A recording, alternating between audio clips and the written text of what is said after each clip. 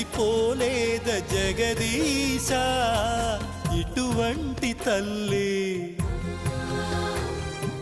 నీకుంటే ఈశా తెలిసేది నీకు ఈ తల్లి ఘోష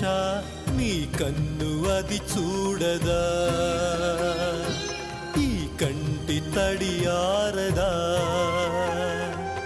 ఏ నోమునో చిందో ఏ పూజ చేసిందో పరమేశ నీ వరము పొంది